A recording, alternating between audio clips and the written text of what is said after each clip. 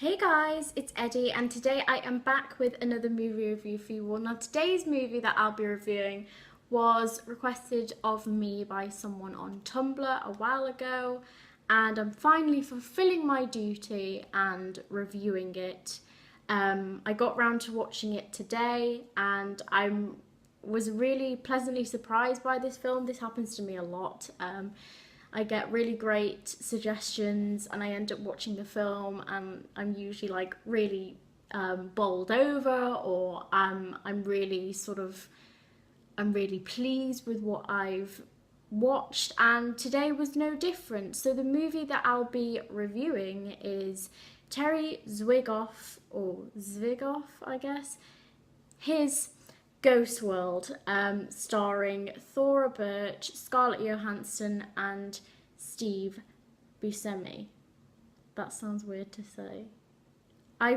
Fun fact, I researched before I did this review how to properly pronounce Steve Buscemi's name. I've always called him Buscemi, and now I'm like, it sounds wrong on my tongue, but I'm told that that's the proper way to pronounce his name, so maybe we'll just call him Steve for the purpose of this video. I don't know, but yeah, Steve Buscemi.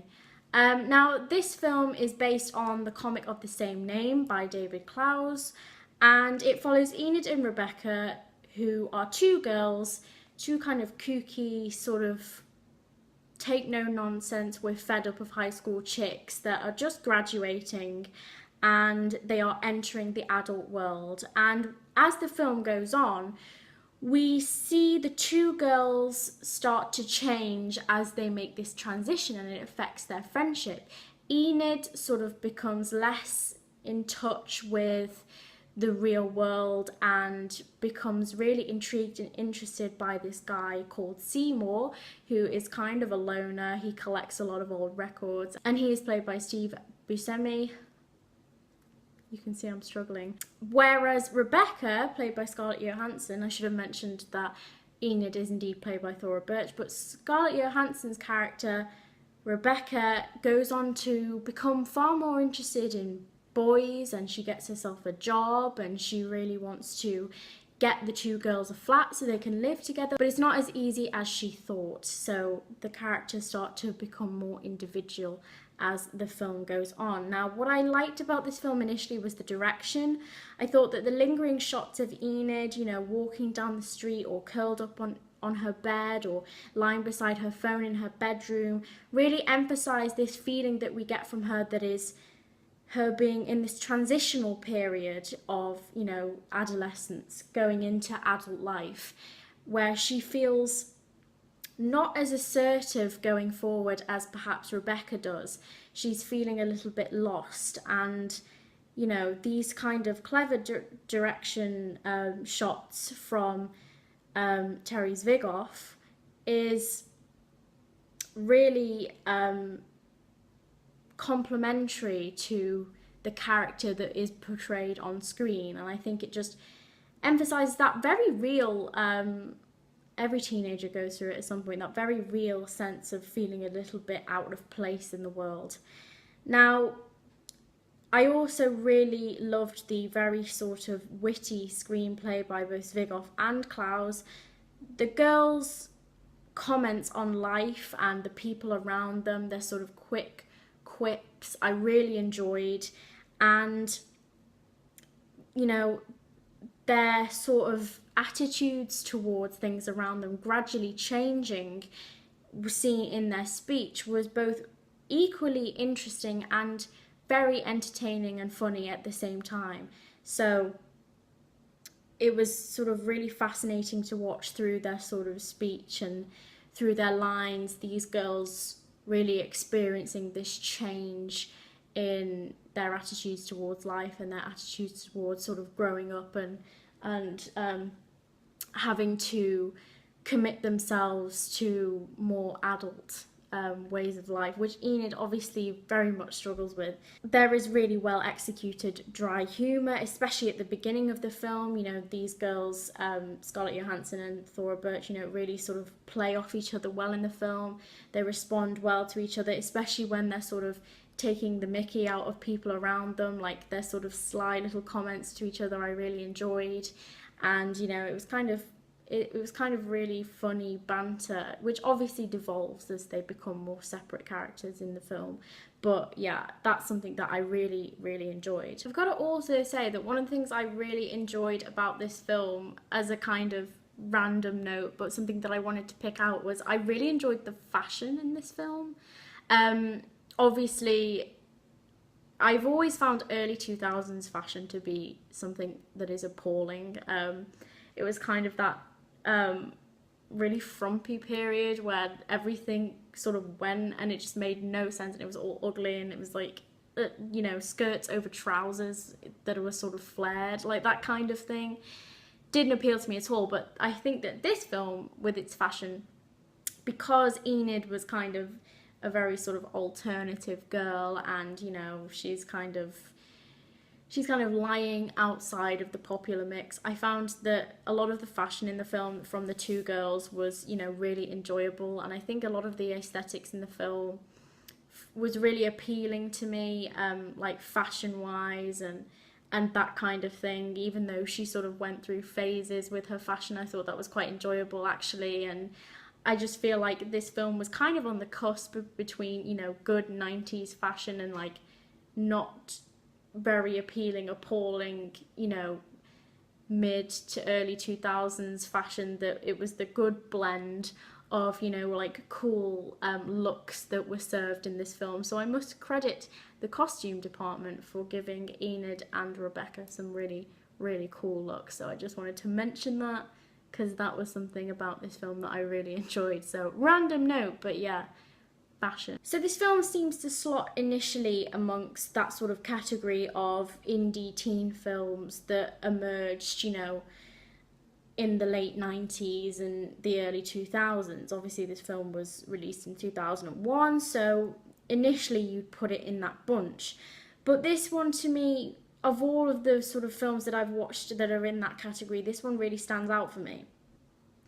And it's because it's commentary about life and about, you know, growing up, and, you know, about people changing and people not necessarily connecting with the same things that everybody else seems to be in touch with, is really intelligent and meaningful, and that immediately spoke to me.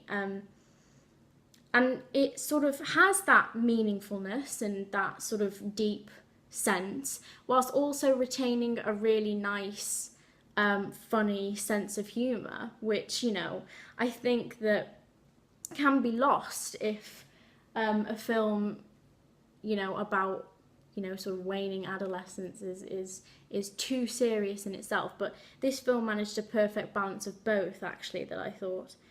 And I think that it was one of those teen comedies that held back a little bit. And what I mean by that is that it made it more subtle. And this was definitely helped by the performances, because I thought that these performances that were given by, you know, Johansson and Birch and Buscemi weren't blinding. They didn't knock me over. You know, you watch some films and you are completely overwhelmed by an actor's performance in a role. But these performances were very subtle.